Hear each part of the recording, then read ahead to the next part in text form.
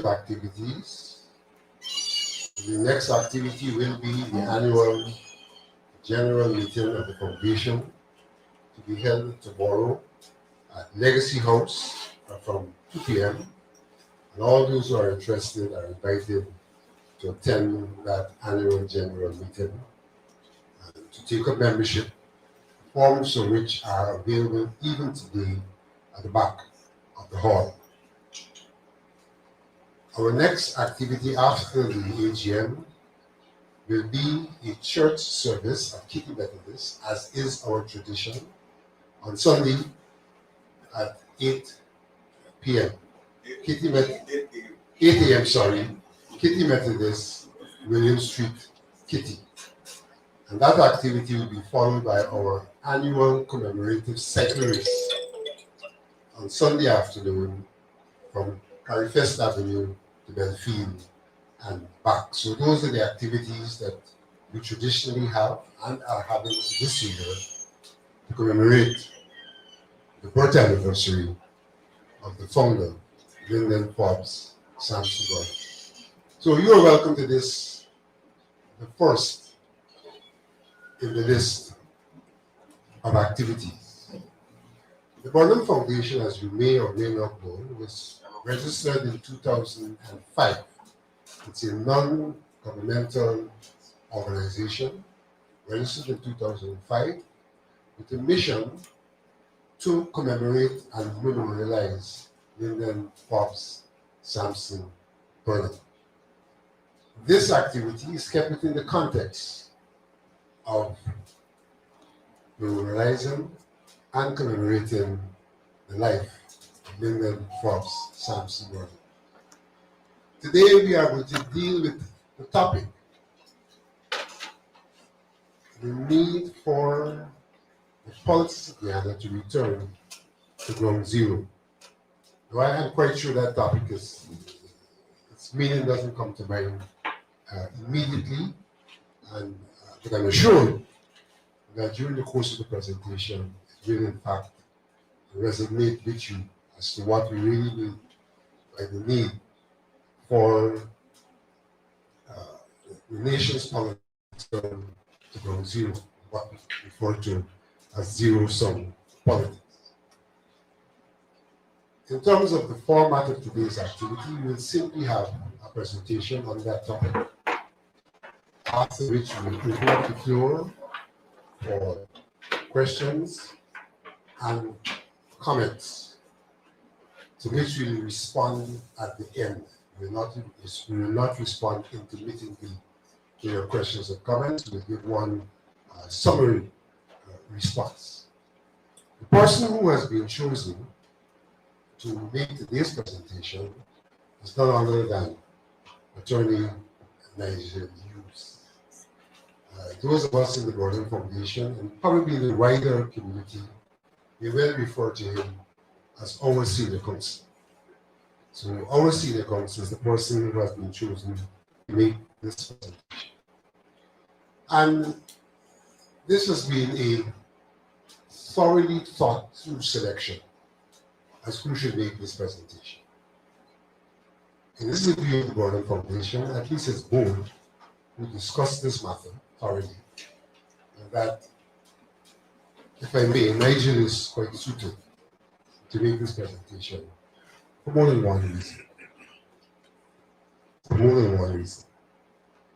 When we talk about ground zero in the history of Guyana's politics, then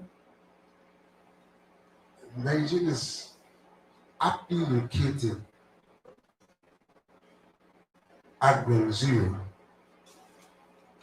in terms of his own history, his traverse to where he is now, and his look back to where he was then. Now that might sound very esoterical, but again you will get to understand that as he makes this presentation. In many regards, having him gives us the opportunity to symbolize, as much as we understand what we mean by ground zero in Guyana's politics. It is the view of the Northern Foundation, as an independent organization, that what we are embarking on this evening hopefully is a journey that will make a difference to the politics of this country. And it will see us going back to ground zero and being able to re-emerge on that challenge of nationhood, building a nation in a manner that will in fact lead to us building a nation and getting to the point where we can speak about one people, one nation, one destiny, which is what Guyana really should be about. As you all know, as I said earlier, our presenter is Attorney General. Sorry.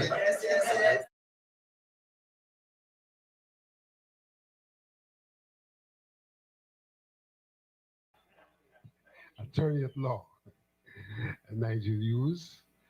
I wouldn't venture on this occasion to attempt any lengthy introduction of Nigel. We all know him as one of our foremost attorneys at law in this country, an attorney at law who is prepared to work with the people in the interests of the people. I think that speaks for itself.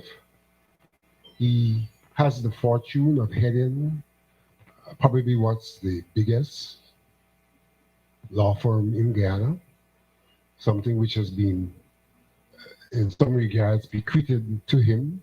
And that again tells us the ground zero story, that Nigel is carrying forth an institution that was birthed way back when, probably birthed when we were at the original ground zero.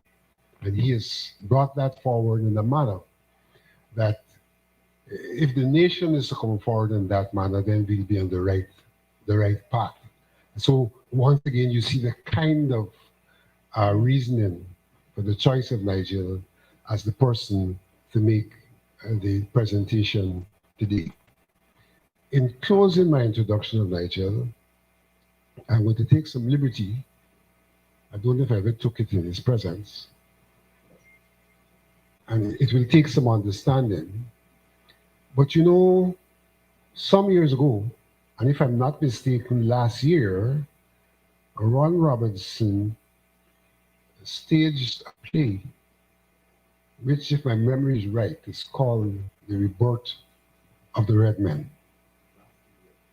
The Last of the Red Men. I call it Rebirth, sorry. The Last of the Red Men. No, that is not a literal red man, but it's a connotation about red men, so to speak, and their role, which can be explained from an anthropological perspective in Guyana. And I have had reason to, and this is why I probably called it the rebirth, because I normally refer to Nigel as that rebirth, the rebirth of the red man.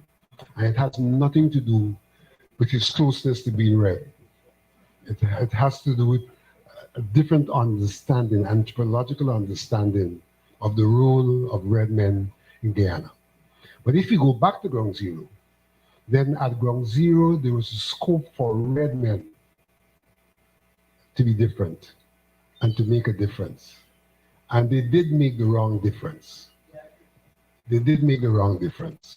And here is Nigel, the rebirth of the red man, who can symbolize making the right difference. Nigel, the podium is yours.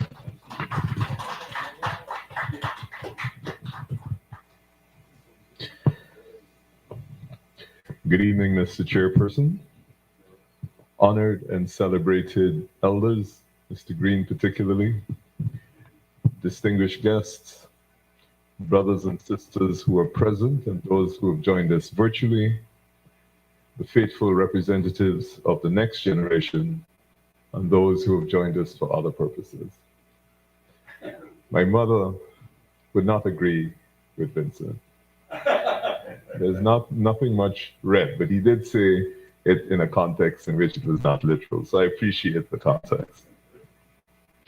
On the 101st birth anniversary of Lyndon Forbes Sampson Burnham, you have honored and humbled me by this extraordinary invitation to address you on the subject, Guyana needs to restart from ground zero, and the issue of zero-sum politics in Guyana. I am deeply appreciative of this most gracious opportunity that you've afforded me. There is an African proverb which says, if we stand tall, it is because we stand on the shoulders of many ancestors. This proverb teaches us that the importance of studying the past to derive lessons from it for the purposes of shaping our future. It reminds us that we are who we are because of those that have come before us. Whatever we identify ourselves with today, it is because of the lot of the work that has been accumulated over time, generation after generation. Sir Isaac Newton adopted it and put it this way: if I have seen further, it is by standing on the shoulders of giants. Standing on the shoulders of giants is a metaphor which means using the understanding of major thinkers who've gone before us in order to make intellectual progress. We see more and farther than our predecessors, not because we have a keener vision or greater height, but because we are lifted upon the shoulders of their gigantic structure. We master their wisdom, move beyond it. Due to their wisdom, we grow wise, and we are able to say all that we say, not because we are greater than they are. There is no doubt that Lyndon Forbes Sampson Burnham's enormous shoulders upon which we stand today provided the basis for a new and different approach to the struggles of the peoples of the developing world in the era of the vicious apartheid economic, political, and social structures in Southern Hemisphere of Africa, the commitment to non-alignment in a world divided between the East and West, and for us here in Guyana, the struggle to remove the colonial political, economic, and social structures in our quest for true independence by controlling and developing our natural resources for our own benefit. In order to assess how far we've advanced or retreated, we must start with the examination of our journey after 74 years from our ground zero. And that was the formation of the People's Progressive Party on the 1st of January 1950. And it's important that I'm referring to the 1st of January 1950. In the words of Martin Carter, I quote, "And only where our footprints end can tell whether the journey was an old advance or a new retreat." The underlying fundamental principle of our progressive political philosophy at ground zero, in whatever form it manifested itself, was that it was necessary to have the two principal ethnic groups in the composition of the leadership of Guyana. The Political Affairs Committee, which preceded the PPP, had Cheddi Jagan and Ashton Chase. This was followed by the development of the first mass-based multiracial political party, the PPP, which at its inception had Forbes Burnham as chairman and Cheddi Jagan as leader. It is proffered by most that the formation of the People's Progressive Party as a multiracial mass party in 1950 and the people's electoral success in the 1953 elections were seen as seminal moments in the emergence of British Guyana as an independent nation. The hopes for a new, progressive, united political movement were dashed in 1955 when the parties split due to ideological differences. It is extremely useful to remember the world at that time was divided between East and West. It is even more important to appreciate that while the leadership of that party split on ideological grounds, the membership and the general citizenry split on ethnic lines. The differences were manifested in the left-wingers backing Jagan in the leadership contest and the more moderates backing Mr. Burnham. Ideology was the chasm. J.B. Lachman Singh and Jainarayan Singh accompanied Mr. Burnham, where they became chairman and secretary of the People's National Congress, while Koyana, Ben, and Carter remained with Jagan. The split at the level of the citizenry was not ideological, as the people were not ideological at that time. The level of their political development had not been elevated to the stage where they were committed to the ideology. They were not driven either by communism or socialism. The split was ethnic, and at the level of the membership and the population, it clearly was ethnic. The split along ethnic lines created a new incentive regime in politics. The primary objective was votes, and ethnicity emerged as the principal marketing focus, both overt and covert. Politics in British Guyana and Guyana has been characterized by ideological differences, ethnic division, and stark political contestation to the extent that the emergent nation has been unable to emerge and realize its full socio-economic potential. Unlike the rest of the Caribbean, where political development was characterized by parties which were both left and right of center, Guyana had a unique political history of its principal political parties being both left of center in an ethnically divided society. With the political incentive regime driven by ethnic politics, a world divided between East and West, the rapid nationalization of large external principal business operations in less than a decade, supported by both major political parties, the migration of the management skills which were located principally in the middle class at that time, the opiate oil crisis, Guyana was in desperate straits by the late 70s and early 80s. Prior to his death, efforts were made at a national reconciliation driven by what must have been the realization that neither ethnic group was capable of managing Guyana on its own. The Berlin Wall came down, and with it the cessation of the Cold War. The emergence of the free market economy as the dominant economic and political philosophy was embraced completely on both sides of the political spectrum. This effectively eliminated the ideological differences between our major political parties at the time. From the era of Desmond Hoyt, and for the first time since 1950, were the political ideologies of both major parties the same. In theory, it may be argued that the impediments to national united effort as a precondition for Guyana's development thrust had been dissipated and removed. However, our problems persisted, and they persist, and appear to remain intractable and beyond resolution.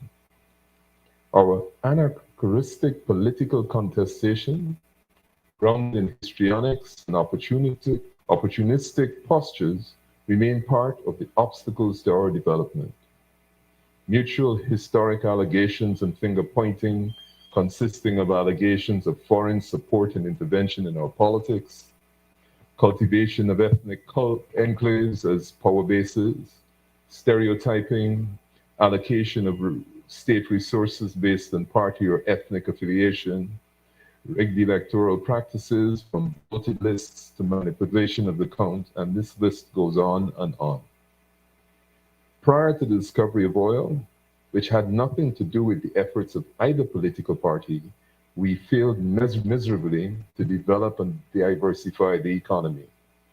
It was obvious from the mid-1970s, that we were unable to compete globally in the production of sugar, yet we persisted for years, for political reasons, to maintain an industry which could have only survived in a protected market. We continue and We continue to lose our tertiary educated graduates at the rate of attrition of over 80%. Our politics inhibited the development of our dear Guyana. So now we're back at 1950. Without ideological differences between the major parties, we have sufficient financial resources to develop the country, but we also have a divide perhaps even greater than that of the 1950s, which persists between our peoples. The major difference is that we are at ground zero -1. The reason for this description is that in 1950, at the time of the formation of the PPP with Lfs Burnham and Chelly Jagan at the helm, there was the promise of a united people without ideological differences, committed to the creation of a new nation state based on equality, justice, and control of our natural resources to be exploited for our own benefit. Then the struggle was against inequality and justice and injustice. Today, we are the creators of inequality and injustice in an ethnically divided society. Elder Koyana used to say and has published that there is no guilty race. I, with great deference and humility, would like to suggest that we are all guilty. Perhaps of the embrace of truth and reconciliation, equal responsibility for past heresies, and a commitment to mutual respect, good governance, all built on the recognition that we are in the same boat, which can only go forward if there is a cohesive paddling in a direction of collectively agreed upon policies. The question is, where do we start? From a position of 0 - 1. How do we build a nation from ground zero -1? We must start with a commitment to build a country based on equality, equal participation, equal rights, and justice for all. We must embrace truth and reconciliation, accept equal responsibility for past heresies, and demonstrate a commitment to mutual respect and good governance. All of this built on the recognition that we are in the same boat, which can only go forward if there is cohesive paddling in a direction collectively agreed upon. We must start by acknowledging our ethnic realities, economic, social, and political. We must start with a commitment to be fair, just, and realistic participation of the citizenry in the decision-making processes of this country. We must start by acknowledging that the current political architecture of this country is woefully inadequate and inappropriate for the development of a fair, just, and modern Guyana. We must engage. Inequality and rumors of inequality can only be addressed if we start from a position that disaggregated data is a critical element for identifying unserved, underserved, and disserved communities in our Guyana. We must find truth and reconciliation, which in the absence of ideological differences ought not to prove difficult. The role of a state in a modern market economy has changed from the times when the state could aspire to control the commanding heights of the economy. Everything is now determined by the marketplace. Education, information technology, their management, and the advent of artificial intelligence are areas which must preoccupy our national development planning. How do we prepare our citizens to compete in a new world of oil wealth, which would demand the highest standards of management and investment skills in order to avoid the vagaries of a very sophisticated, militarized, and polarized world? How do we manage, control, and leverage our natural resources for our national collective benefit? How do we develop our greatest national resource, our people, in the creation of a new modern society?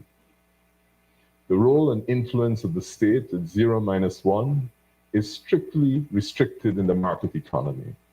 It is primarily regulatory, but with the freedom by way of policies to create structured, diversified economic development.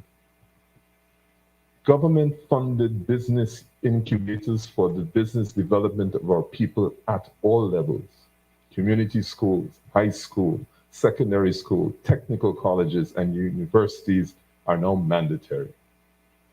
Disaggregated data collection and its deployment to drive policy must be a mandatory requirement of a new Guyana. Policies driven by disaggregated data must be embedded in our national development program. Permit me to quote Lyndon Forbes Sanson Burnham on the question of racial integration in his seminal work, A Destiny to Mold. And this is what he said: "Another aspect to which we must pay careful attention is that of race. There are some of my race," referring to the Africans, "who express such sentiments as black man must be on top, and a similar tendency on the part of Comrade Lachman Singh's race group," referring to the Indians, to say, "Kuliman must be on top." Such sentiments are integrated by the enemies of our party and of our movement, and the British government will give anything for them to gain white currency. This is no laughing matter. If the racialist feelings, latent or rather patent, in these sentiments is allowed to spread, it will have a most ruinous effect, unquote. He went on to warn us in A Destiny to Mold, quote, "If we are to continue in unity, we must banish racialism. Each racial group is entitled to feel pride in its cultural traditions and heritage, but we must not have racial differences reflected in the politics of our country," unquote. With the not too distant, race is perhaps the most potent and most destructive force which engulfs us today in Guyana. With a not too distant second of neo-colonialization after a long and proud history of non-alignment. Tragically, we would have walked ourselves backwards all on our own, unaided and without excuse, into this new neo-colonial era. We will all be consumed. Vincent mentioned, and he was speaking theoretically, about red men. I want to mention that we are sometimes too harsh, too unforgiving in our assessment of our political leaders who brought us to independence and afterward. We must always remember that they were first generation persons, progressive, I would dare say the most progressive in the Caribbean, that understood what the battle was, but they were without the benefit of the guidance of elders who had experienced power. We have now come full circle from the progressive political movements and ideologies that existed in the 1950s and 1960s and the development that we saw in 1970s to a stage where we have been walking ourselves backwards. I will share with you two experiences that blew me away. I will admit that I perhaps was the product of privilege. But I was speaking to a young progressive brother the other day, and as I drove him past the corner of Brickdam and Manjit Place, I asked him if he knew what law firm was there. He didn't know. That didn't surprise me. What floored me, however, was that when I asked him if he knew about the law firm of Clark and Martin, he'd never heard of it. I then said to him, there was a time in this country where no African barrister or solicitor actually had a law firm.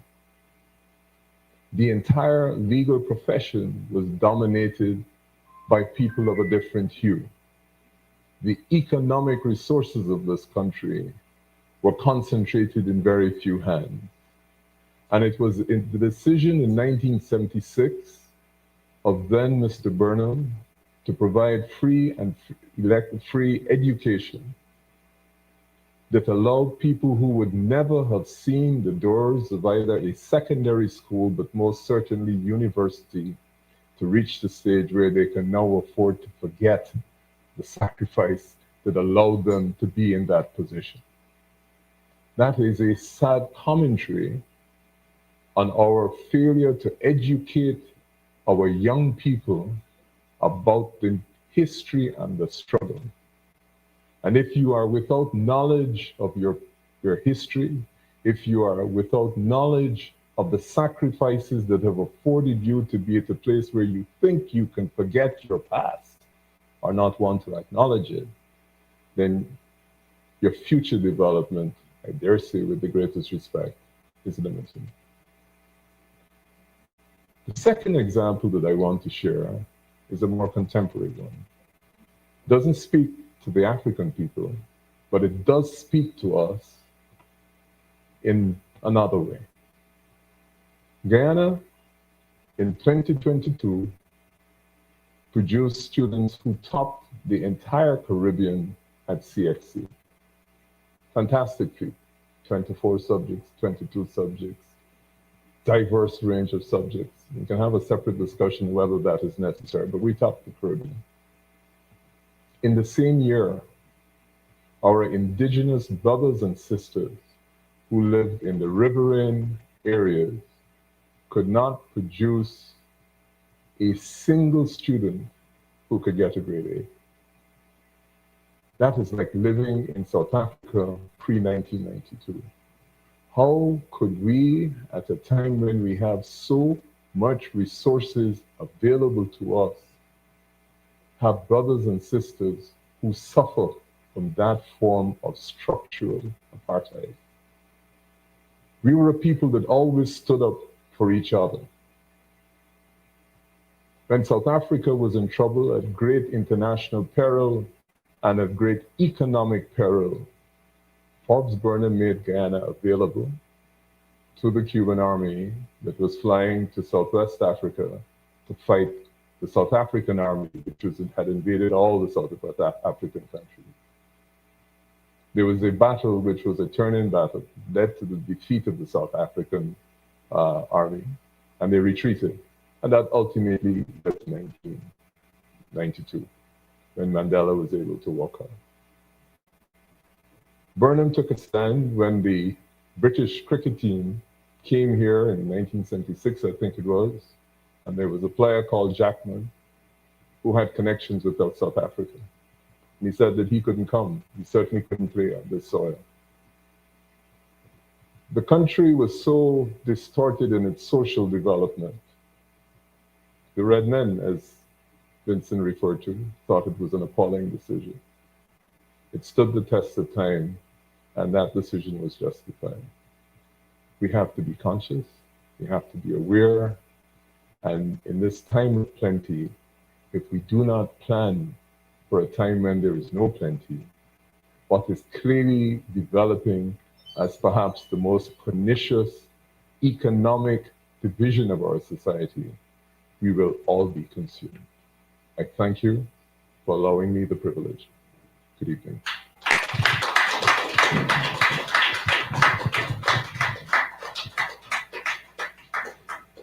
Thank you very much, Nigel. It is a practice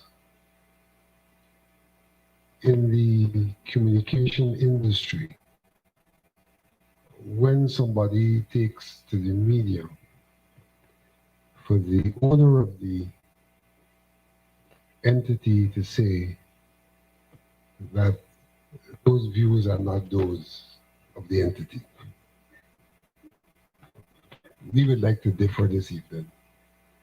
Those views are views that are embraced by the Burnham Foundation.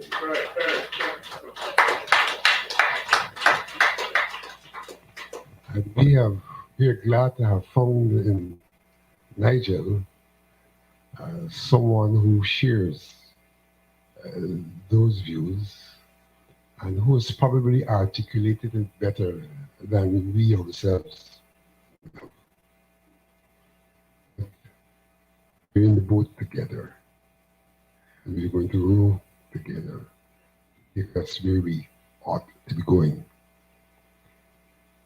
And so it's an opportunity now for you to have clarity about your own disposition and whether you're in the boat or not, and what information you would need if you're to get on board. And we'll do that by virtue of opening up the floor to questions, answers, and comments.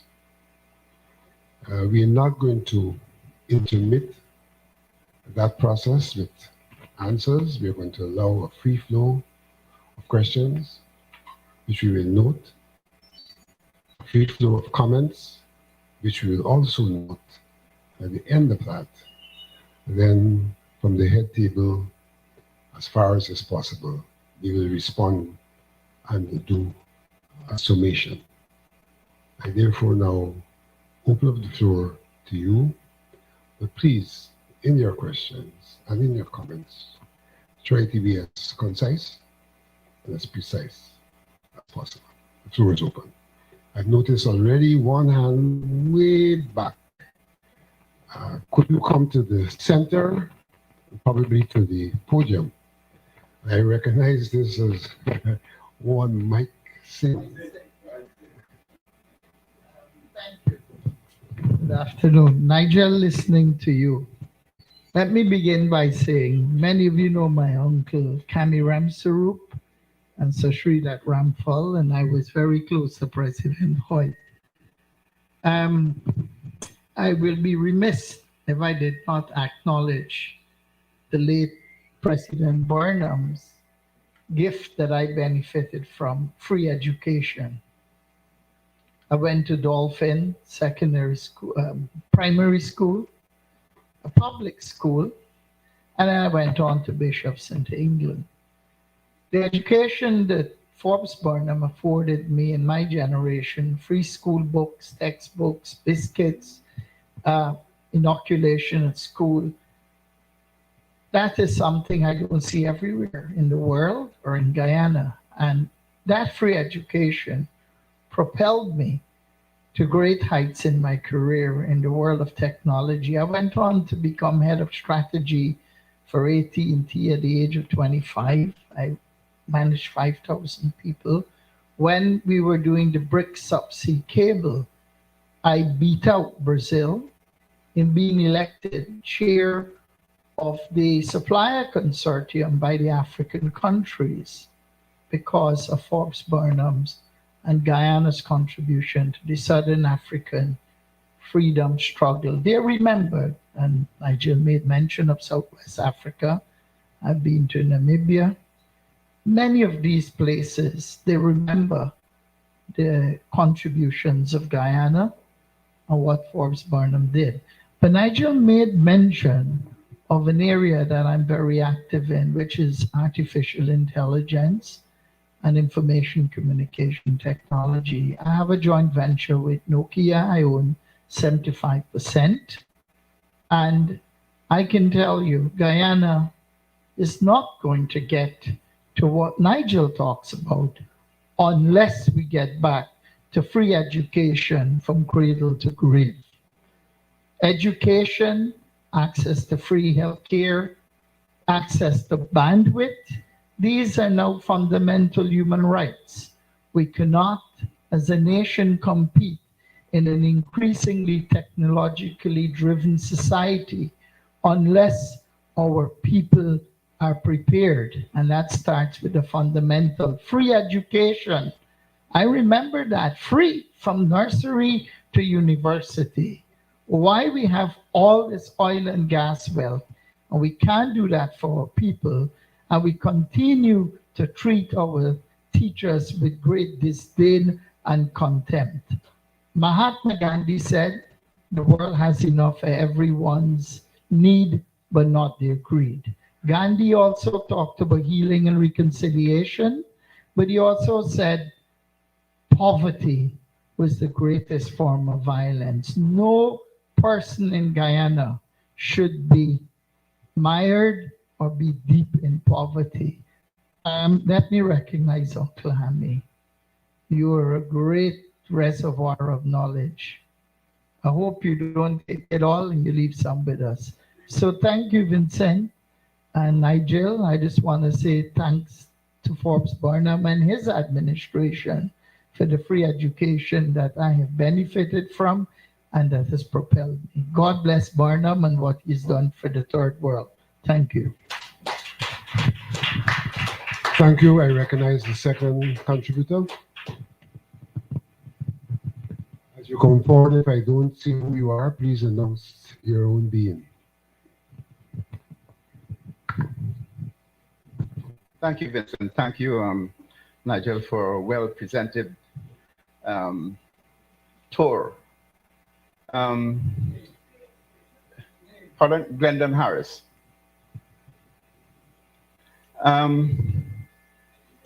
Yeah. You proffered that Guyana has a market economy. What I've seen for myself is a deliberate transfer of wealth, state wealth, to a particular group based on the belief that they ought to be superior in this environment. Now, in spite of the comprehensiveness of the list of preconditions that you've identified for us to succeed as a country, I think that the issue of race and its potency and the fact that it's being reinforced, not just by policy, but in a practical way. What in your view is the role of this foundation building on the rich heritage that was left by Lyndon Forbes, Sampson Burnham, to make sure that we can challenge the existing structure and also take a lead in creating a Ghana that we can all feel proud of? Thank you. Thank you, Glendon. The question has been noted and will be addressed in due course. Do I see any other? I do see another.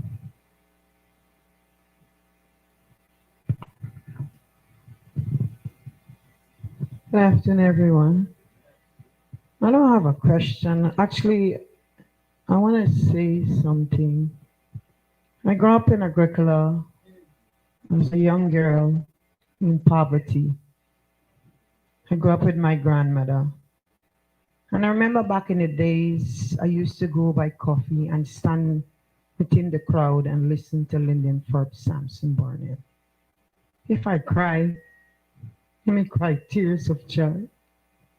He left a lifetime legacy. I could not afford my grandmother. The poverty was so bad. And because of the father of this nation, Lyndon Forbes Sampson Burnham, history cannot be erased. I'm a living testimony that I could go back with what I received, free education from nursery to university in that same community, and share the legacy that this man left. And I want to thank God. Knowledge is power. I could say so much. May his soul rest in peace and he rise in glory. I could make a difference in the lives of young people out there. I could go to all Bison, whatever bad neighborhood you call it. Could anything good come out of Agricola? Yes, he left a legacy. a generation to pass on. And I want to say thank God for giving me a second chance to be here. I have so much to say, I don't have the time. But poverty, it's a curse. It's a crime to be poor. And Guyana have enough riches, wealth to enrich the poor. Nobody should be poor in this country. But this God that I serve, I know to pray good. When I start praying, what don't happen in years, going to happen in a day. God don't sleep. Thank you. Thank you very much. I've seen and recognized another contributor. Please come forward.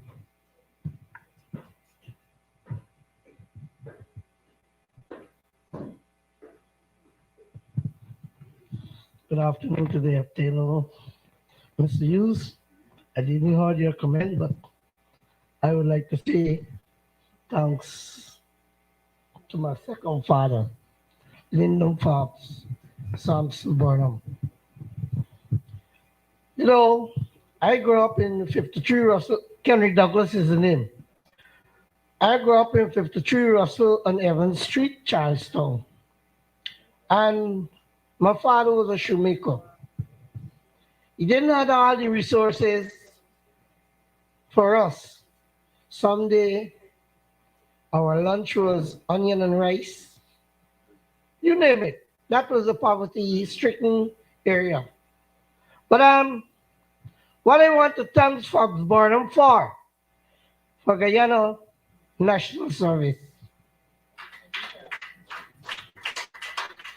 Guyana National Service has so made Kenrick Douglas today who I am. A carpenter, a joiner, a mason, even down to the septic tank cleaner. Dignity in labor.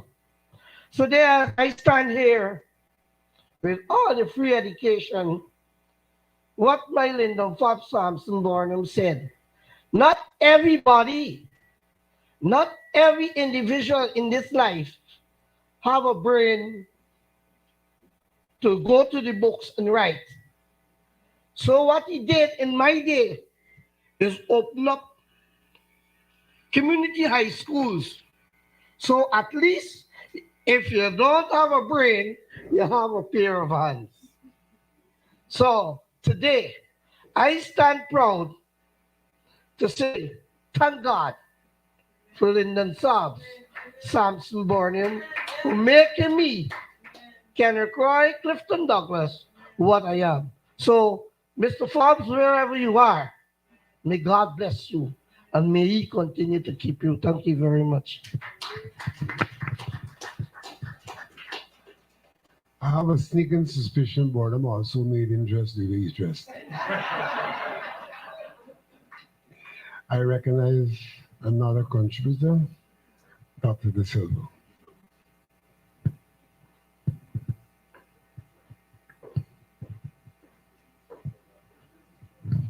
Thank you very much, Comrade Alexander, Comrade Hughes, brothers and sisters all.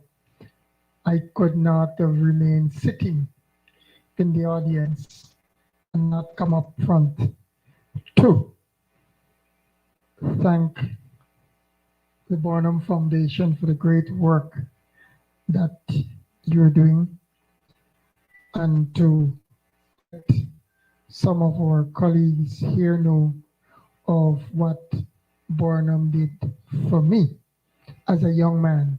And I do not stand here representing myself, but I'm standing here representing the youths of Guyana. I remember I was merely 15 years and 10 months when I benefited from working at a toll station.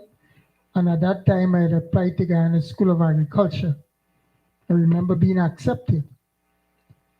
But because of the fact that I was working with the Ministry of Finance as a toll collector, and at that time, Lyndon Forbes Burnham had instituted a policy of as long you go into a higher institution of learning, you continue to receive pay. So when I attended Ghana School of Agriculture free of cost, I continue to get my toll gate money.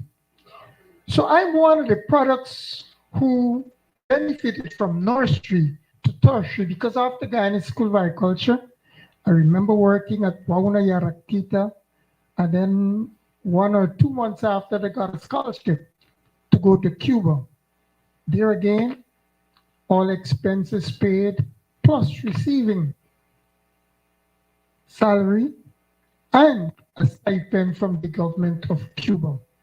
In addition to that, we were brought home on a yearly basis. That is thanks to the policies of Lyndon Forbes Sampson. And I remember clearly, I was from a family of 21. Daddy made 21 children that I knew about. I heard it was more like 27. Hami may know better because Hami and Daddy were very good friends. I am the 9th in that order. And I remember that because of Lyndon Forbes Sampson Burnham, I made a pledge that I will, when I return home, I would help the young people. And I remember purposefully going out and helping children, including a brother of mine who graduated as a doctor in veterinary medicine at the age of 23. I graduated at 24 because I thought that we should help the young people. And at least at this time, about 4 veterinarians came from my village or the neighboring villages. One last thing I would like you to know what Forbes Burnham did for someone like myself. He hired me as minister within the Ministry of Agriculture at the tender age of 25. I think at that time was the youngest serving minister of agriculture in Latin America and Caribbean. And when I checked, I didn't find any else all over the world. And I remember that our leader held me by my hands, literally on a daily basis, made sure he communicated with me, exposed me to all the great leaders who were coming together and all the great leaders within the country. And he himself, on many occasions, would be parked up in the helicopter and said, Doc or Simpson, come over, let's go to the Imperial, let's go wherever. And I remember that before going, he would send out people in advance to clear the way. So when I got grounded, I said I want to do like what Lyndon Forbes Sampson was doing. And I made sure that every village that I would visit, I sent a party in advance to clear the way so that our people, without any bias, be you African, Indian, Amerindian, you got the benefit of an advanced party. Dr. Reed used to do the same, clearing the way, clearing the path, so that when we get there, it's action. But Forbes Burnham used to make sure that the action was there before. And I remember when he connected me with Shidat Ramphal, Shahabadin, and many others, so that I would help them, I would guide them. But at the same time, he told me, make sure you learn as you go along the way. Then he exposed me to national service. We did national service before going to Cuba. But when I came back, he said, young man, pay some attention. And I was paying very rapid attention. My knowledge and my desire for sustainable development is not now. It was from way back since I started to work with Lyndon Sir Sampson Burnham. And he said, look what I was doing at the various National Service Center. Each center specialized in a sector of development of the country. If you're talking about clean energy, cheap energy, and alternative energy, it was Lyndon Forbes Sampson Burnham who set out to make sure that hydropower, solar power, biogas, all of us went out creating those kinds of enterprises throughout the country. Some of you might be too young to know, but I am one of those who benefit from working with Lyndon Forbes Sampson Burnham in those areas and all other areas of sustainable development. So if one thing I would like to happen this evening is that let us all put our hands together to the father of sustainable development of Guyana. He's the one who gifted the 1 million acres of land. It's just that Hoyt and Chad and Chaddy and the rest had to see it through. But that idea came from none other but Lyndon Forbes Sampson Burnham. So many things could have been done to the forest. So that pristine 87% of standing forest, we are responsible for that. And when I say we, understand what I'm saying, but guess what? I'm not hearing us taking credit for it. I'm not seeing us in the villages using that legacy that many spoke about before. I call on us to use effectively the legacy of Lyndon Forbes Sampson Burnham. Thank you very much. I recognize, I'll take you just now having just a moment, the colleague behind you.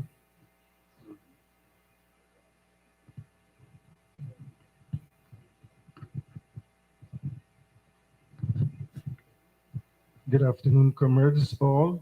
Name Bonnie Stewart. The real name is Dennis Stewart, but if anybody look for Dennis Stewart, they won't find me. Bonnie Stewart is my name. I am aggrieved, really, by the wonderful speeches that were given here and the commendations spoken of our great beloved leader, Forbes Burnham. This is the foundation. Where is this foundation? We should have been gathered at a place where has been set aside especially for Lyndon Forbes Burnham. I am a security contractor. I had a security company and I do not have any company now. All was taken away from this present government. So I have a little money that is coming in from overseas. And I'm now gonna pledge $50,000 today to start a foundation so that when we gathered in the next couple of years, it must be someplace that we can say this is Burnham legacy. This is where Burnham lived for us and we gotta continue to live for that legacy. I know my comrade here is doing a strong job. He has been there all the years and he's been fighting almost single-handedly to promote this gathering that we have here. And I'm more or less disappointed that the amount of people that we have here, this should have been a place where it should have been overflowing with all the great and good things that were done by this comrade, Forbes Sampson Burnham. And I'm emotional. I'm very, very emotional. I'm 80-something years old, so let me cry with you for my leader. Okay? And comrades, let's all pledge that when we gathered in the future, we got to start looking for a proper foundation that we build and let forward so it could house the statue and all the good things people are saying about Burnham. It must be there recorded and documented, because I'm hearing things every day I hear things about Burnham. The comrades think and so many pleasant things about Burnham. Where it is. The African Union gave out a foundation where Burnham used to put $50,000 of Ghana money, which we didn't have, and sent to Africa, and he didn't get the award that is due to him. All of those things we've still got to fight for. And let's fight to keep the name of our great leader, Lyndon Forbes Sampson Burnham. Thank you, folks. Thank you very much, Comrade Stewart. As I said, we will not intermittently respond, so even to the comments of Comrade Stewart, there will be some response at the appropriate time. Thank you, Vincent, and good afternoon, comrades. Good evening. I am very happy with the presentation done by Attorney Nigel Hughes. My name is Clayton Hines. I'm part of the foundation, but I want to say to Nigel, I know you have examined the history, what has happened over the time. What me personally, that man there, like my friend Douglas said, everything that I am today is as a result of Forbes Burnham. I was born in a place called Barracarroll, made famous recently with this guy, the cricketer Shamar Joseph. Now, I want to say that in those days, that man, as far as I can recall, what existed in this country then, the level of poverty, the level of disparity in terms of economics and social conditions of Guyana, necessitated Forbes Burnham visiting every place where people live in Guyana. Fortunately, during my work experience in the past, I participated in a few of those visits, and I was able to see a lot of things all over this country, region 1 to 10. Coming from Baraka, let me just tell you how I got into kind of politics. Forbes Burnham, like I said, this was part of his program of information and program of addressing issues that are of immediate needs to the people in the various communities. My father and mother, I born them meeting a little store, a grocery shop. But my father really is a farmer. My father and mother, but he's a specialist in music. Played the piano, organ, guitar, mandolin, violin, everything. But Forbes Burnham used to visit the Kanji River every year, sometimes twice, sometimes 3 times a year, and used to meet with the people up there and to talk with them. I was a young guy in primary school, coming out of primary school, and in those days, I consider myself very brave. And in one of those visits, he was there with Jeffrey Thomas and a few other members of his team. And I got up and spoke about the need to address issues pertaining to young people. And when I was finished, I think it was Kester Als, if I'm not mistaken, who said, the leaders asked you to speak with Jeffrey Thomas. That conversation was what started my involvement in development programs and activities for Guyana. Coming from Kanji River, I left and got a job on the advice of Jeffrey Thomas in the Ministry of Information. From the Ministry of Information, I worked in a lot of the region, in Region 6, first of all, then they transferred me to Region 1, then Region 3, then part of Region 4, then they sent me back to Region 6. Then from there was a new approach by the late Shirley Field Ridley, which she said, listen, the leader is requesting information officers who have worked in the various regions, that they themselves must be further educated to be able to deliver. And I remember the conference at Bishop's High School, where Adam Harris, myself, and all those persons who were in the media, Prince Mason, Adam Harris, myself, Arnon Adams, Lloyd Conway, was a long list. She said, everybody will have to go to the University of Guyana. And that was my step into the university, and from there on into other fields, lots of experience. GuyStat, Defense Secretariat, State Planning, all those places. Now, I say that to say this. Nigel has referred to free education. And I am telling you here today, if it was not for Forbes Burnham, coming from Blackwater, Kanji Creek, I would have never been able to get, first of all, to secondary, secondly, to university. It would have been unthinkable. And I think I'm the only person in my family, except my, oh no, I have a sister in the US who also attended university, who attended the University of Guyana. And it was all because of the policies of Lyndon Forbes Sampson Burnham. Now, the program that Nigel referred to, where Burnham addressed development perspectives collectively, taking into account the resources of every ethnic group in this country before a decision and policy approach is decided on, is very critical. Now, when you compare that to what is happening now, there is no kind of collective kind of decision in terms of anything developmental, nothing. Like I heard a comment here earlier to say that it is very selective in the programs that are being done, like the guy has described it as a literal transfer of the wealth to one ethnic group. That never used to happen under Burnham. He took account of everybody, what their needs are, and then is when the decision is made. And that is how people who have been part of the National Service and other developmental program that Burnham has introduced has been able to benefit, because it was not him just waking up tomorrow morning. He sung it off on everybody. He don't care whether you're Amerindian, East Indian, or Black or white. He sung it off on every group to hear what is it they're thinking.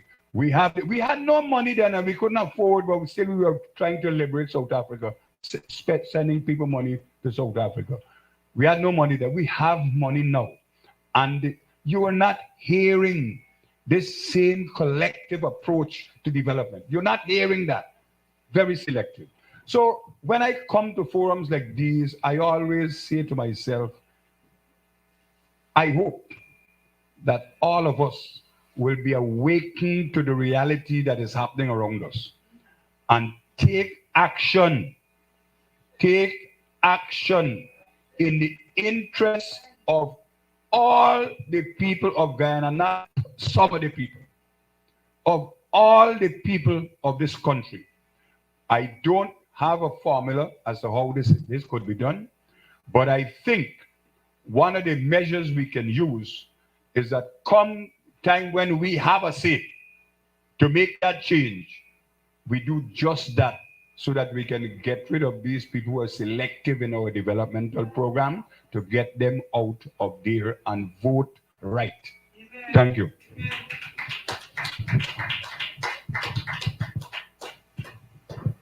Another contributor comes forward.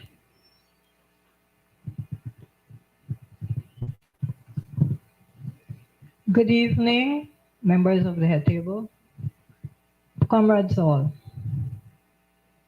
Sister Penda, little woman, Sister Isme Dalrymple from West Bobis, 72 years old. I will have my little, yes, young, you won't get at us now. Drama is nothing, so don't feel fun. Yes, brethren all. You know, I am feeling so much emotional in that Hammy in the house. And those days that I can recall, our late Lyndon Forbes Sampson. You know, he was a man of every inch, yard, and mile. I used to walk and run and meet the people. Am I hearing right? I can't hear you people. You hungry? All right. Howbeit, he said, the youths of today will be what? The leaders of tomorrow. I enjoyed from primary to tertiary. Even though things weren't that easy, but perseverance. Where there's a will, there's a what? And look at my boy smiling with me. You know, the legacy.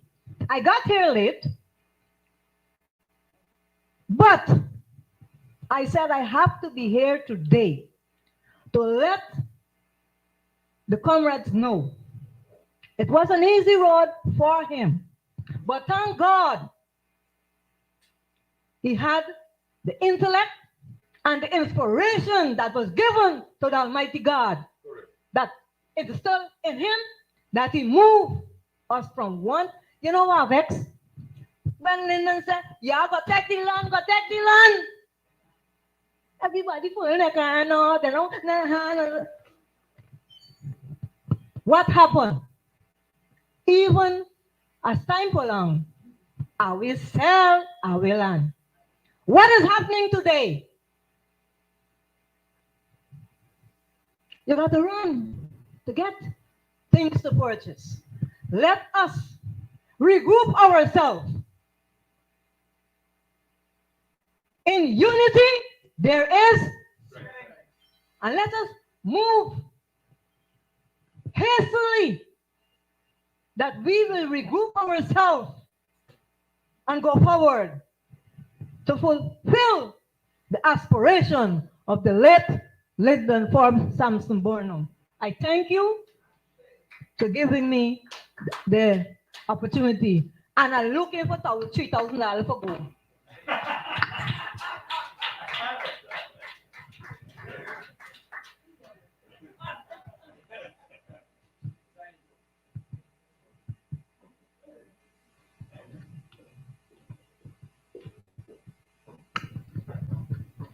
Good evening, everyone. All protocols observed.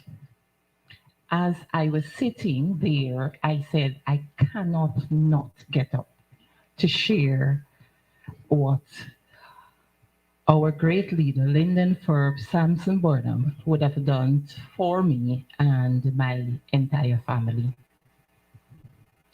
We grew up pretty poor, never felt that we were poor, but we were poor. And I was just like about 8 years old when the Cadet Corps came into being. And when you were in school, you had a choice whether or not you would have liked to have been part of that, which meant every Monday morning we had muster. We had our uniform, green uniforms, skirt pants, green yachting boots. You had your hat. You were taught how to march. You were taught that this country, Guyana, belongs to us. I remembered when the song Not a Blade of Grass came out. My family used to live, we used to live in New Amsterdam, Babis. In particular, there was supposed to have been a march in the morning starting at 5 o'clock. My mother knew that I was pretty involved at that age, but as a girl child, she would not have wanted me to come out by myself. But my PT partners, I don't know if you folks ever had that, my PT partners, because when you were part of the National Service, the Cadet Corps, every morning there was PT. What would have happened is that it would start this morning at your home, and you pick up the other person, you run straight around the village, and you run around, and you had your PT. So the persons who will come out in the morning for PT came very early. Then we had that very morning, when we started off the march, we were going to Burnham Park. We had thunder and lightning. And I can remember vividly marching with honor and dignity and pride to the song, We Are Not Giving Up Any Mountain. If anybody at that point in time had said, Nicola, we will place you at the borders to defend this country at such a tender age, I would have gone. Moving on quickly, I was the product of free education from nursery to tertiary. There would have been no way, with all the children, 10 of us, that my mother made, that we would have been able to go there. We were poor, but we were never hungry because of the policies that Lyndon Forbes Sampson Burnham had. You had the KSI, where you could have gone for reasonable stuff. He also came around with seeds and told you to plant. We planted every square inch of our yard, including outside the parapet and everything. Then you had the coconut estate, Hope, where once a month, once you were part of, then I was chairman for the YSM in my district. Once you were part of that, you would have gone there to help to pick the coconuts. All of these policies that we had then geared towards the development of young people and women, which is currently missing right now. I got into CARICOM at the Caribbean Community Secretariat at a very young age, or in a reasonable sum at a very young age, because of the policy of free education. And I would like us as a people to ensure that we tell our children and our grandchildren of this outstanding gentleman, Lyndon Forbes Sampson Burnham. One more thing. I have a daughter who is 6'2". She attended the President's College. And I saw her in the yard. She was supposed to have had a parade the next day, attempting to march. And I called my husband. I said, Simpson, a child of ours cannot march. This should never be. And we spent our time teaching her and a few others in the neighborhood how to march. Yes. And I am saying that although the policies may not be implemented right now, we can keep it alive. So put your hands together again for Lyndon Forbes Sampson Burnham. Thank you.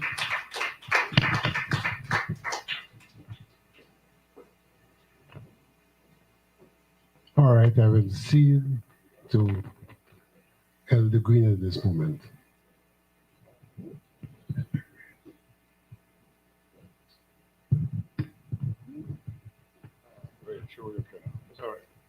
Thank you very much, Mr. Chairman. First of all, let's give Nigel a round of applause for his presentation.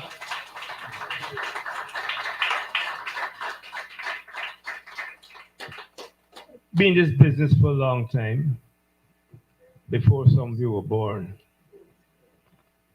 And Nigel's analysis is profound. The problem is we face not only recolonization, but a dissipation God's bounty to us. And if we don't act with precision and courage today, what is now a blessing will become a curse. I've listened to the addresses this afternoon. I listened to young Nigel. My present wife is a physician, a real doctor.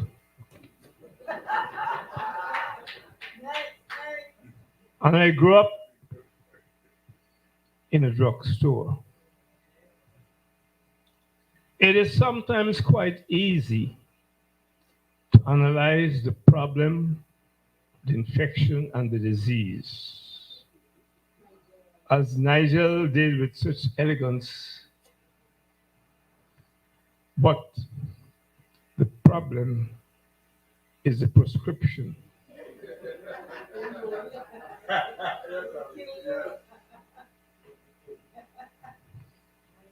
Allow me, therefore, to deal with that crucial issue and hope that all of us assembled here haven't come out of curiosity. But if we really believe that we are becoming an endangered species, we will do what we can to change the conditions in this country. It is unnecessary. It is not appropriate for me to eulogize Burnham. You knew where I stand on that matter. He died in 1985. And in a sense, the spirituality of the movement he started died. It's a complex issue which we may analyze at another time. And I want to suggest one, that what Nigel said is on target. But what's the next move? The enemy don't mind us talking, you know. We can talk here from now till next year. And as we've seen with the indecency with the teachers, they have a myopia, they don't care. And we've got to persuade them. And I use the word persuade in its delicate sense, that we are not going to stand for this thing much longer. And they need to change from their extant arrogance and disrespect and disdain for people.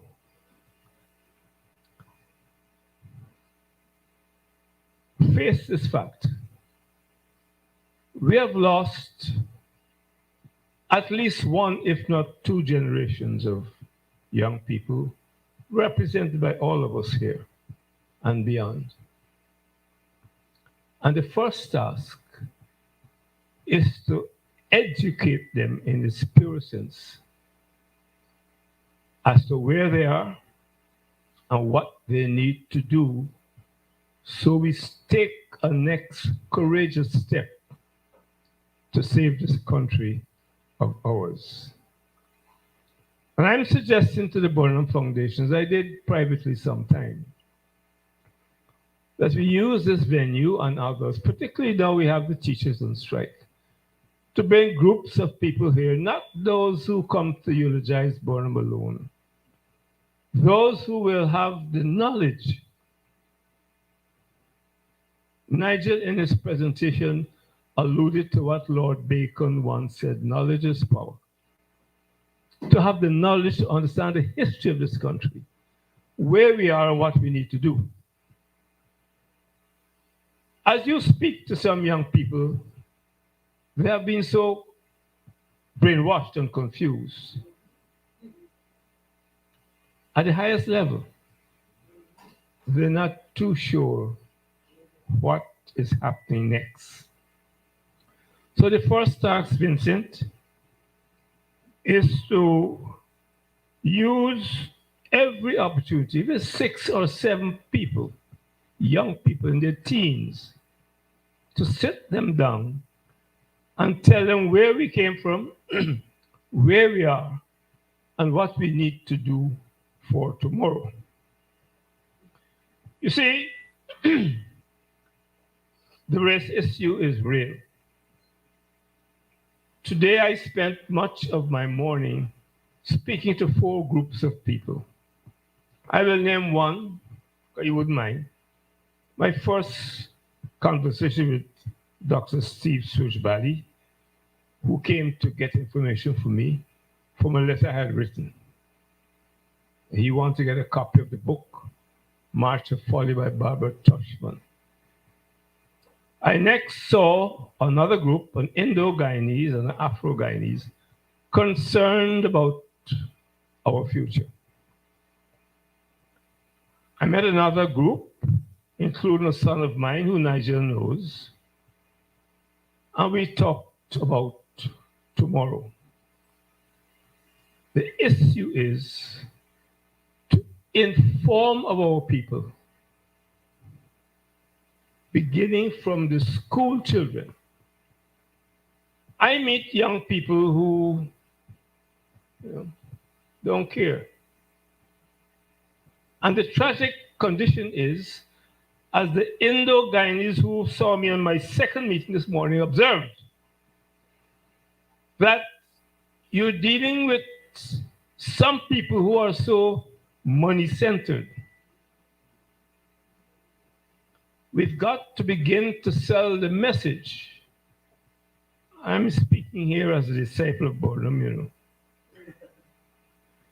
to send a message to them that yes, they can afford to buy a second-hand car today, which they couldn't last year. But you have to present figures, as Nigel did on more than one occasion, to say that if there's a better distribution of this oil bonanza, they can get a new car instead of a second car. But we've got to persuade people, whether Indo, Afro, or Doglo-Guyanese, that this wealth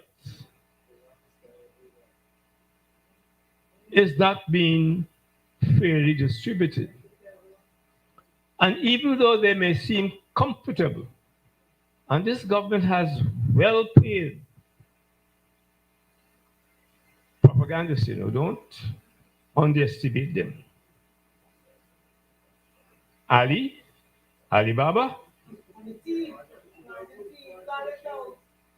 and if I may twist history and the four thieves,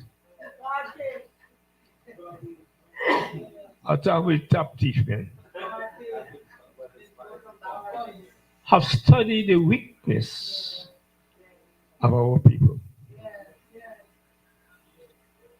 And I hope, therefore, that we can work on this project, because those rascals, if they perceive as a consequence of what Glenn Lal has been saying on radio, on Kaito radio, editorials in the two independent media, that they are sliding, they're going to call a snap elections. I've been in this business long. And we have to begin the preparation to deal with that prospect today. And so, Vincent, my proposal is very simple. Get school children, if you can get them to listen to you, and our teachers, all of us here, the Commonwealth who offer $50,000, let's use that initially to reach people and talk to them. Because it is not like 40, 50 years ago, Today, we celebrated the anniversary of Black Friday 1962. And I saw a letter in the media written by some Mr. Cummings, I think. A tired writing. He doesn't know the whole story. He doesn't know half the story. And I can't talk the whole story yet. But I shall begin writing and pass that on to the Commonwealth who I can talk to. Black Friday 1962, as we celebrated today, is the anniversary. Didn't happen by accident. The letter talked about the Caldo budget. When things were going quiet, Burnham called a young gentleman who was at the center of Congress Place. I don't know if you know him. And said, calling his name, "Why is the city so quiet?" That gentleman acted and brought Jagan to his senses when he had said to the workers, "Not a cent more." But that didn't happen by accident. Because at the center of the political directorate, we had people who are in touch with the grassroots. And all of us who spoke here today must leave here committed to put within the ambit of your control and influence 6 people, 5, 6, 7, 8, 9, 10. These are serious days. And I leave that message, that plea, with the Burnham Foundation so that we can save this country. Let me say something else. I was influenced by my mother, who grew up in the United States. Nigel's father and my mother were friends. Kavakamites. And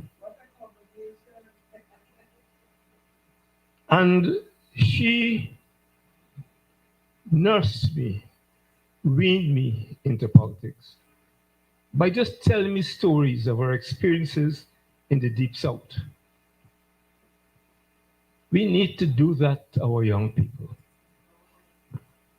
I always remember a story she told me, that she was in one of these trains, and when you cross the Mason-Dixon line, that's a line that divides the north from the south. Burly chaps will come out, they were conductors. The niggers, get behind. And she tells me the story. My great-great-grand-uncle, Philip Josie, Philip will have to stand up and go the back of the train. He was a sharecropper. They were allowed to walk those knives sharp. He used to shave with it at the 2 ends. So as the 2 white fellows came to him, he took out a sharecropper and he said, "Lord, I is coming home, but I'm bringing 2 white bitches with me." Now, comrades, I said that to relieve a tense situation. But we've got to imbue our young people with that spirit of courage and bravery. You're not dealing with an ordinary set of people in this country, you know. You do it bandits X par excellence. And we must, in the first instance, as I've been trying to do, one them promised to come and see me. Can't call his name. But if the captain on the captain's deck is Bharat and Ali, who is being portrayed as a saint, they have to learn the language that they will understand. Because if we don't, we'll betray the legacy of Burnham, Coffee, Kwabena, and the Elmo martyrs. I hope on another occasion to deal in depth with this issue and to offer my services. Old as I am, well, not old, got a few years up top. I ain't seen too good, but everything else is working, including my brain.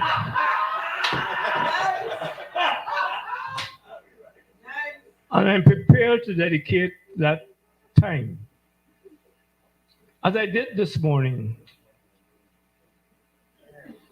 to young people, so they'll have the bunks and energy to fight an enemy who is fighting on all fronts.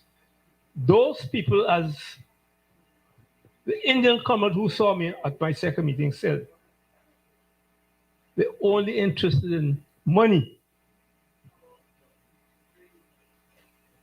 But we must say we want pieces of gravy. And if you look at world history, people like Nigel and Vincent must have to examine the world as it is today. In the 50s and the 60s, when I was on the front line, it was the Cold War. Today, as far as we are concerned, it's a complex situation, and I admit I don't have all the answers. We have India vying for space here in complicity with the present government. And you must know it's not new. In 1961, Dr. Jagan, I like him, I get on very well with him. Very charming man. We lacked a certain perspicacity. It was he who, in collaboration with the then Indian government, who tried to bring in hundreds of Indians from Kerala, India. Why? The then fairly conservative Indian government had no difficulty with getting rid of these Indians from Kerala. It was a communist state in India. But when we got the news, we made it, to use Burnham's term, my wife who went to Bishop, like Nigel, tell me it's not the proper way to say it. But if Burnham said it, he got to be right, and I'm going to say it. We made it pellucidly clear that we wouldn't guarantee their safety. So they never came. You have to understand what is happening in India with Modi right now, where he's destroyed 2 Muslim mosques. You have to tell those stories to the Indian brothers, because when I was a youngster, the issue was not between Afro and Indo-Guyanese. It was between Hindus and Muslims. My father had to settle disputes almost every day in the shop, in drugstore. You have China, who is quietly waiting to gobble up our resources. The British, a set of SOBs. The Americans. Now, you have Mr. Trump or Mr. Biden. I don't know what will happen. But I can't say it publicly. But it might be useful if little lunacy prevail in November in the elections. But I can't talk, I don't know who writing notes. Then you have Pakistan, all with their eyes on Guyana. And you have a government run all over this world to invite investors when we don't have the ability to absorb what we already have. We have enough gold, diamond, bauxite, manganese. to make every Guyanese comfortable and happy. Why are you going outside and beg for more people to come in? It's like a man, you put a plate of food, you can't finish it, but you want a second plate. So, comrades, we deal with a formidable enemy. And I've been a boxing fan all my years. And the mistake some boxers make is when they enter that ring to underestimate the opponent. And this Burnham Foundation, as somebody said, this place should be jam-packed. All of us here who spoke must have the bounden duty to organize with Vincent. Nigel is a good speaker, but don't think we want him to go in the trenches now. He got a nice suit there. He's a decent fellow.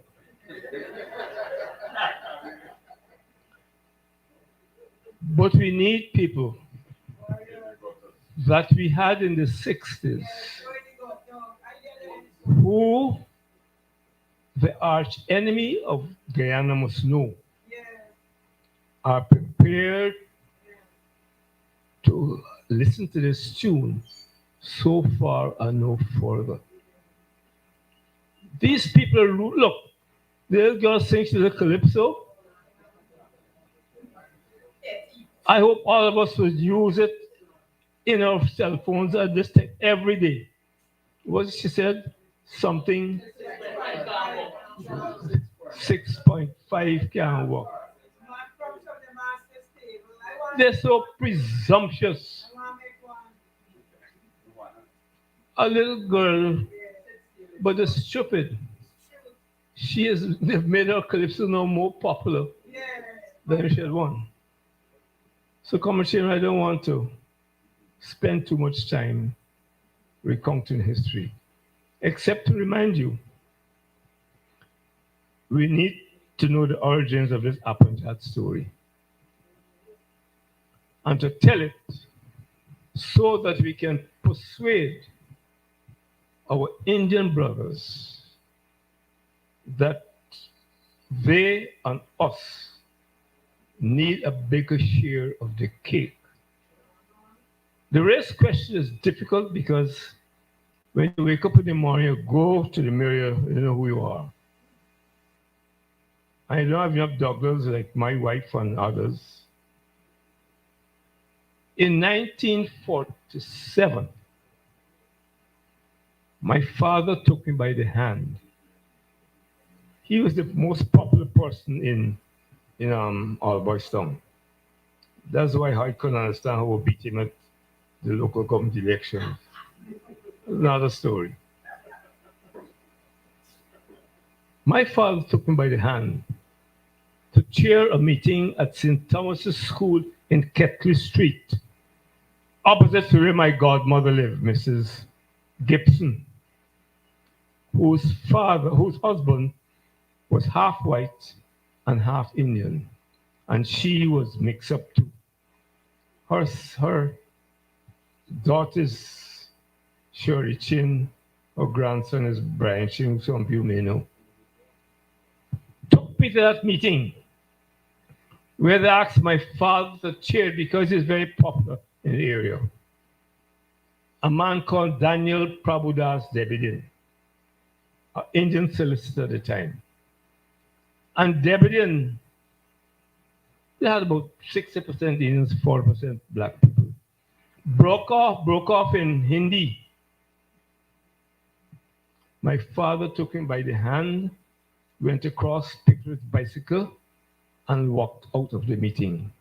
The next day, one of the Indian men came to my father, Drogso, said, Daniel Prabhudas Debedin tell you to vote Apanjat. That's how it started. Now, the fact that the PP benefited from it is another matter. And the propaganda is so ruthless that in the media the other day, a man had the They have ladies here, can I use the appropriate word? Testicular apparatus. To say Burnham started Appanjat. Absolute rubbish. We need to inform our young people to debunk this propaganda that is being peddled. And finally, comrade Sharon, I'll not talk too long, but there's a trouble with old age. Beware, Hoyt made a statement. Don't say I'm saying about the Portuguese mafia.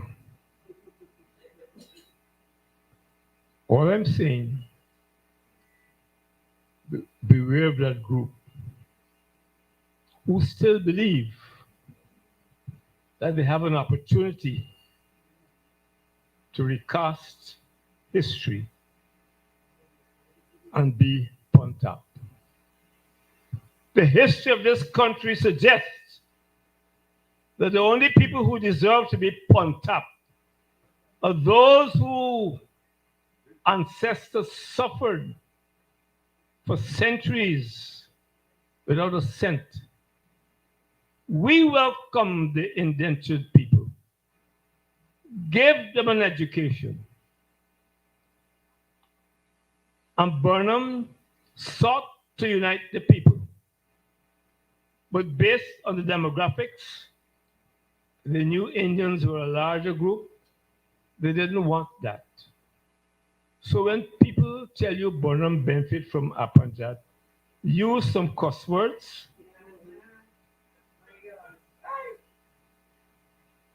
It was the other side. And as they're rewriting our history, tell them that it was Burnham's wisdom which got him into office in 1964. I was General Secretary at a critical time.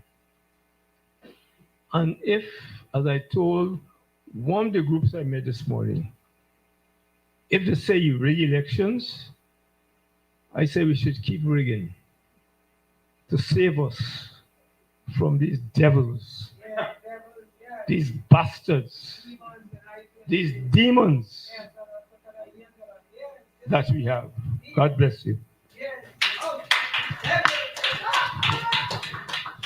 Thank you very much, Elder Green. Elder Green had asked at an earlier point in time to speak, and I had not ceded the mic to him. And that was not by accident. It was my intention, in fact, in respect of his status, to give him the last say from the floor. So at this time, forgive me if I don't solicit other hands and other comments. Given the time we have spent,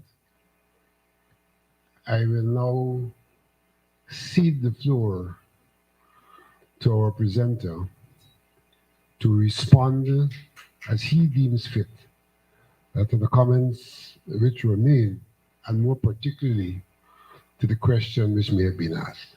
Nigel.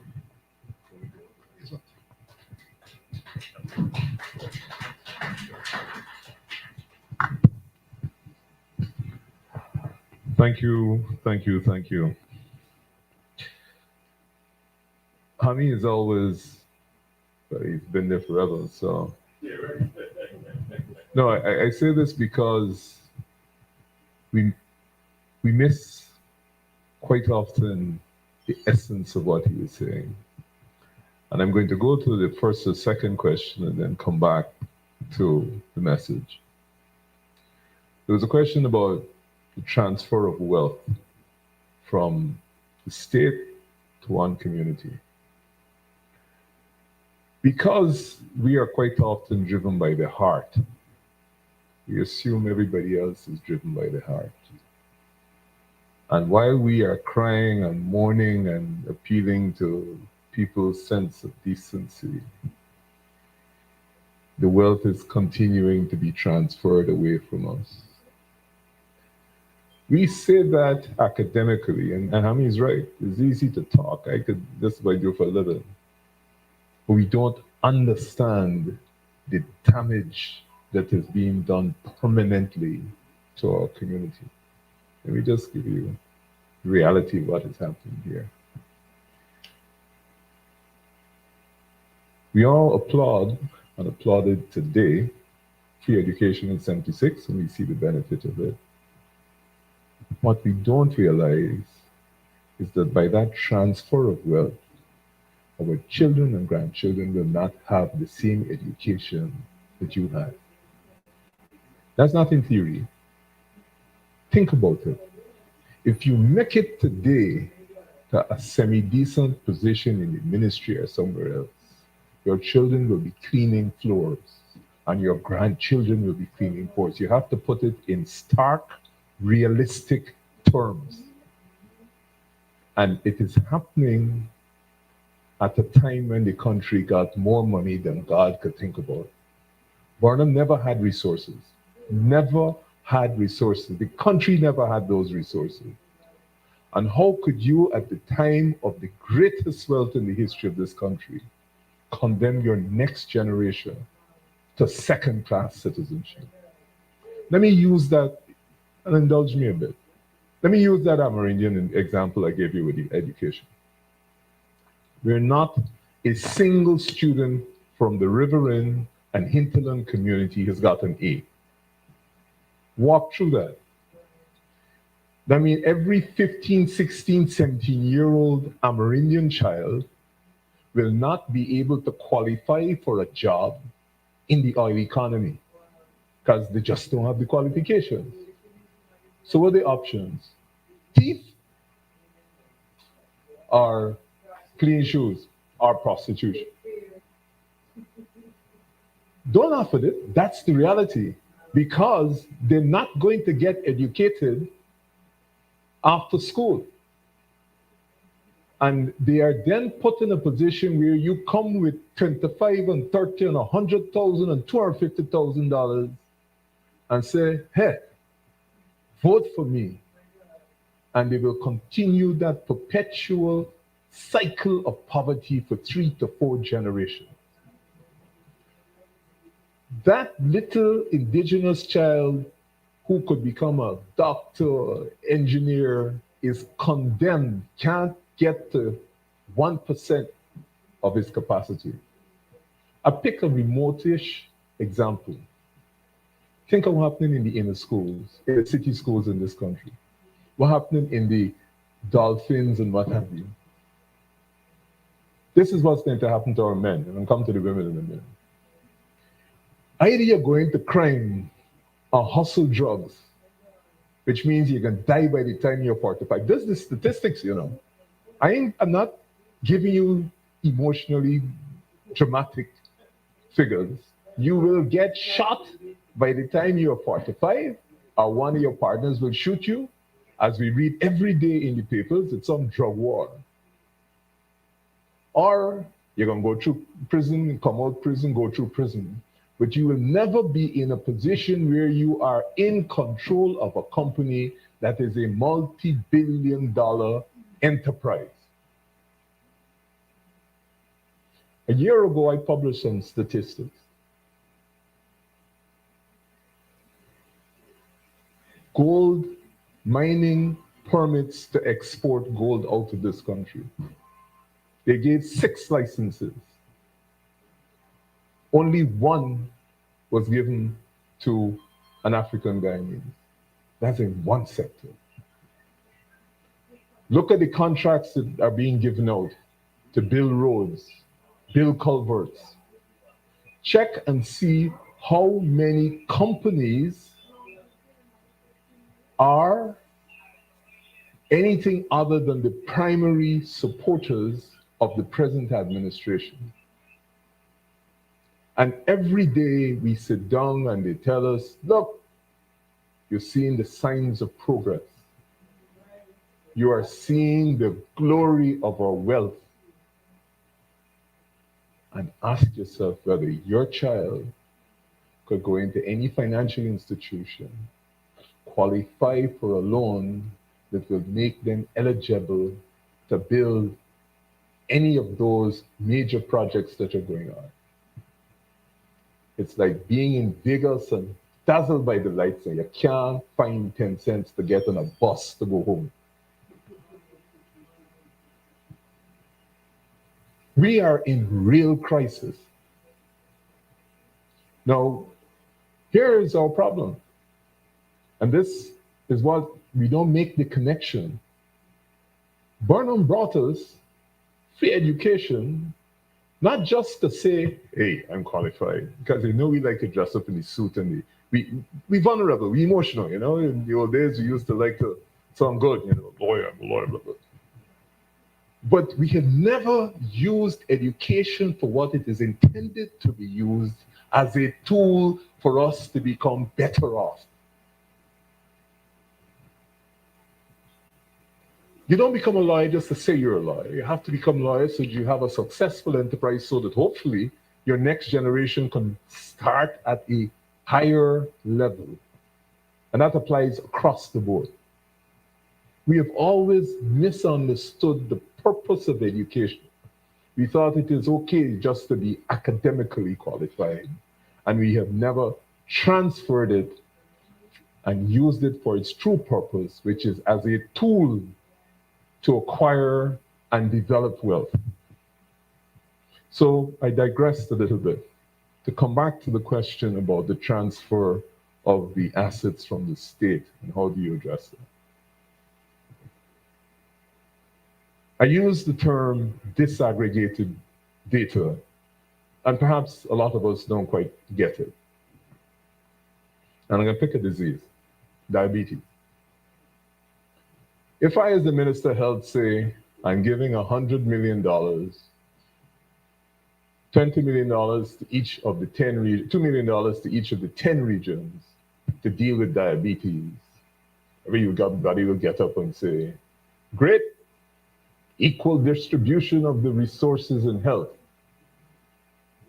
But if 90% of the people who suffer from diabetes are in region 10, and some regions have 1% and 0%, it means that region 10, which should have most of the resources to fight diabetes, will only get 10%, while the regions that have no diabetic challenge will get $2 million to do what? To go develop their community. They don't have diabetes. The difference between the data of saying 10 regions, $20 million each, and region 10, which has the greatest medical crisis, getting $80 million to deal with the crisis because it is relevant, is the difference between data and disaggregated data.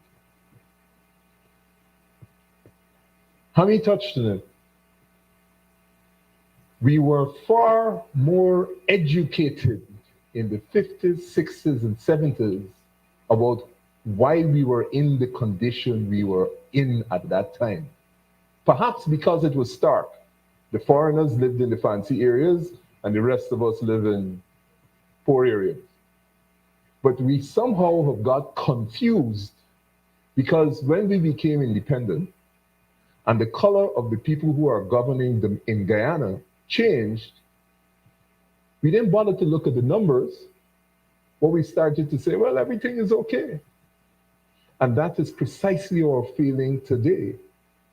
The complaint that Elder Green spoke about how quiet we are, is because if you look realistically at what is happening to your community, in other words, if they gave you the real data about what is happening in your community on a point of principle, they don't get up and say, black people ain't getting their share. You get up and say, the data shows that by your distribution of the natural resources of this country, you are segregating and isolating a part of this country that is entitled, it's not a favor, entitled to their share.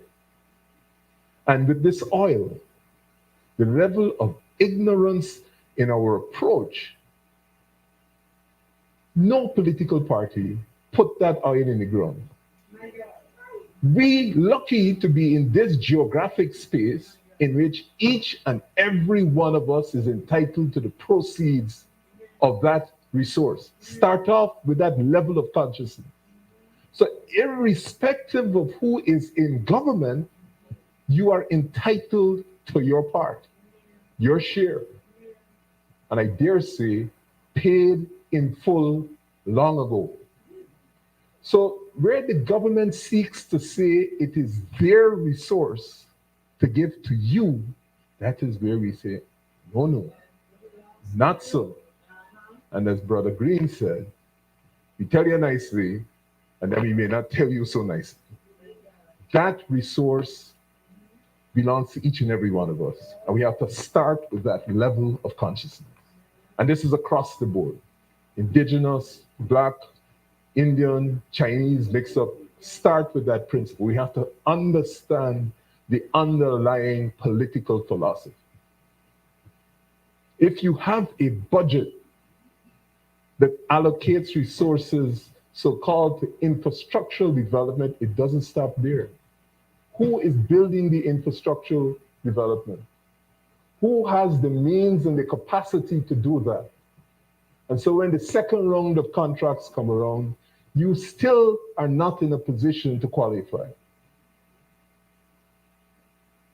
Every single bit of information that I published in Economy and Justice a year ago, which I thought was horrendously embarrassing to the state, 5 out of 6 gold licenses. Of the contracts, only, I think it was 9 or 10% of the construction contracts going to anything other than one class. Sand pits. For infrastructure, sand and stone. Investigate who has the licenses for sand pits and for stone. And tell me how you are going to end up with equality and equal access to resources if you're only giving those licenses to one set of people. It is as if the Dutch in South Africa, where they formally went and established apartheid as a system of laws, we ain't doing it by law, we're doing it by fact. We're doing it by action. Because you will never be in a position to be able to qualify to get any of those contracts across the board because the resources are going in, are consolidating one community only. And we all get dazzled. What a man on the road is said? Money got for neck. And we don't realize that that is just part of the system in which we get set aside, excluded, voluntarily under what we call democracy. We don't understand the game. And as Hami said, each one must teach one. It is our responsibility to teach and explain so that people understand what time of day it is. He did his work. He did his work outstandingly. He gave us the tool, he gave us the education because the country didn't have the wealth to give you. And if you don't have the education to manage the wealth, it will be taken from you. So understand the time of day. I agree, we respect him for what he has done. But we, 70 years later, got to wake up and be responsible going forward. We have to ensure that each and every one of our children, grandchildren, cousins, aunties, community members in this modern market economy, we can't go back to the days where the state can take over the institutions and provide you with the privilege. Market economy is where we are at. In the old days, you could have spoken about socialism and that. We're not there. We have to understand what is going on, and more importantly, neocolonialism is when people outside of your country determine your policy. and they have no interest in determining any policy for your benefit unless their benefit is greater than yours. So we have to spend time educating each other and translating all this data and information we get from social media. Don't get distracted by it. Analyze it. And most importantly, we have to have a goal. It's not just progress. It is how it is measured, how we are going to move forward. So my urge to you tonight is that we respect the fantastic work that Burnham has done. Irony of ironies, if you go back 30 or 40 years, if you had said to my parents or anybody that I would be giving the feature address at the Lfs Burnham Institute, they would say you're mad. But when your back is against the wall and you understand the system that has perpetually attempted to keep you in that position, it is your duty, incumbent duty, to make sure that everybody truly understands what is going on. So I will close in answer to your observations by saying, educate, use it as a tool, and build the economic resources to be able to fight and protect. The unjust wars that you see in the world today continue because we don't have the economic resources. And we don't want to end up by the side of the river singing how bad we are, how badly off we are, how the battle will come next time when we can stop now and start to plan and prepare for what is evidently happening and say, enough is enough. The time has come in which all of us are entitled to our share, and for some of us, we have paid in full a long time ago. I thank you.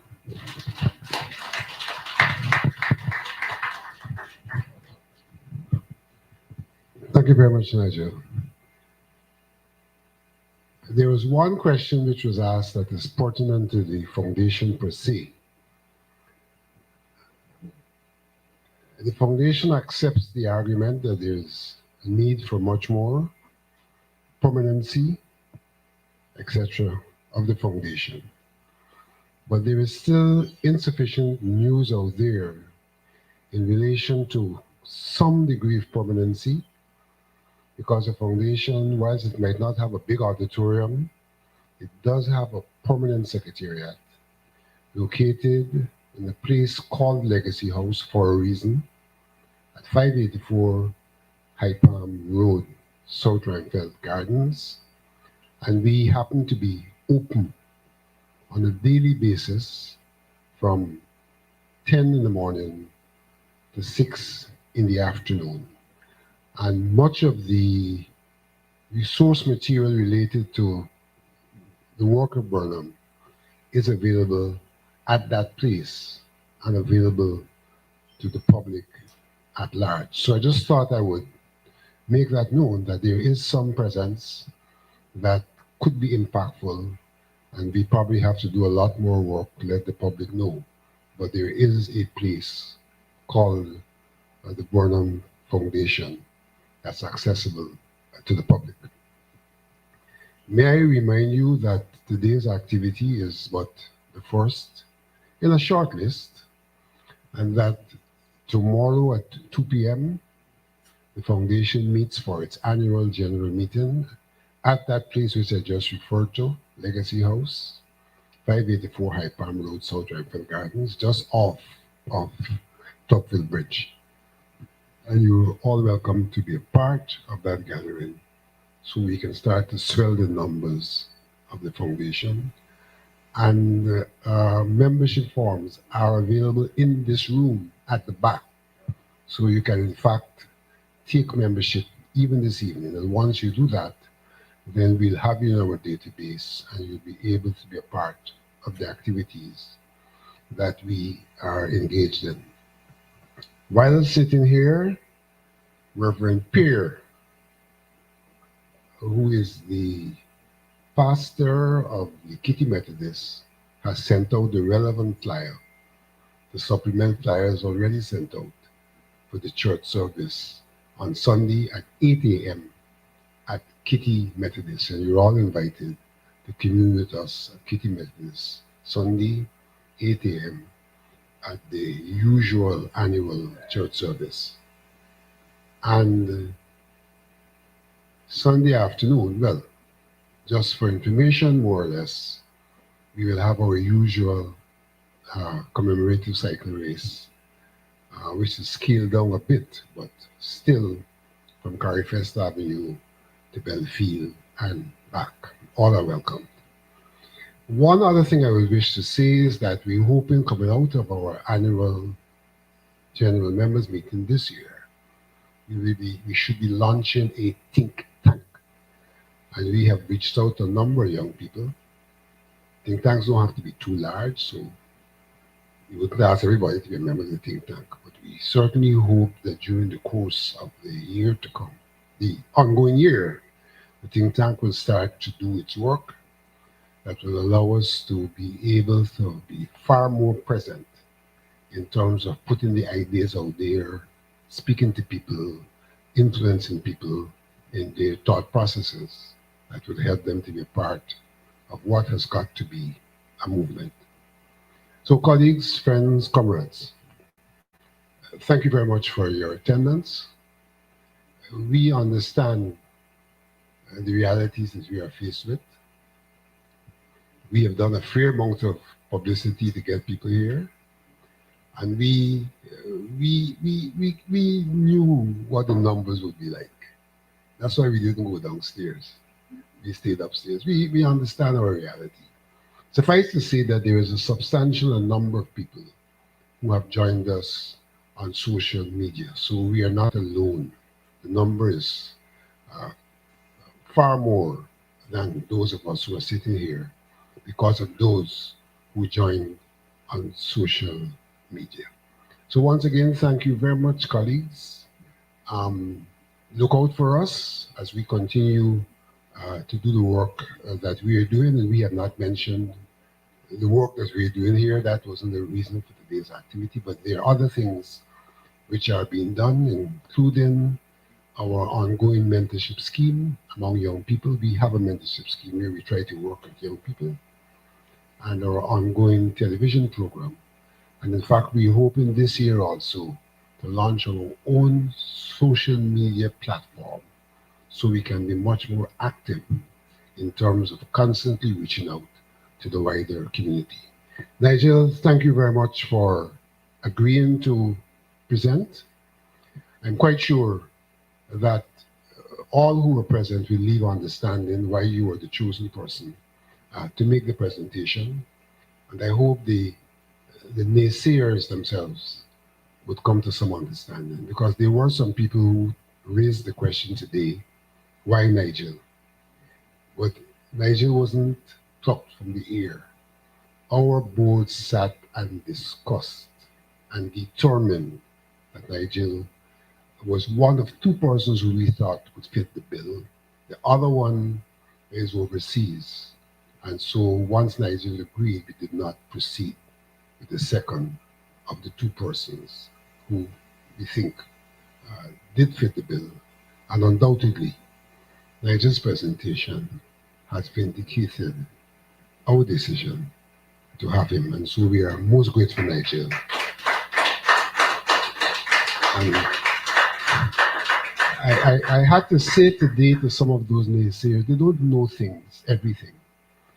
Nigel has, for years now, been one of our main go-to persons. I mean, many of you may have gone to a concert in the past, and every time we had a concert, we were able to go to Sidewalk Cafe and to get that band at no cost to make our concerts a success.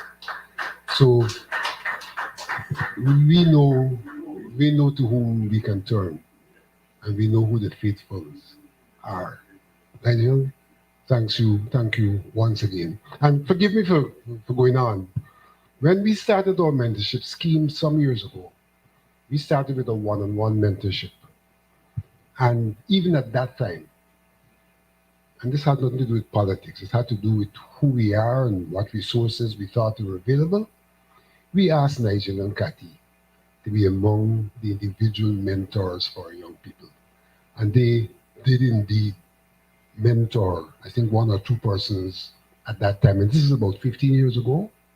It was about 15 years ago that relationship started. It had nothing to do with politics. It just had to do with the community and who we think could make a meaningful contribution to the community. And we are reaching out to each and every one of you in whatever way possible to join in making a contribution. Thank you very much and have a safe journey home. And Mr. Stewart, please repair to the back to the young lady in white so we can have your contact information so we can follow up on your promise. Thank you very much. No, the young lady at the back.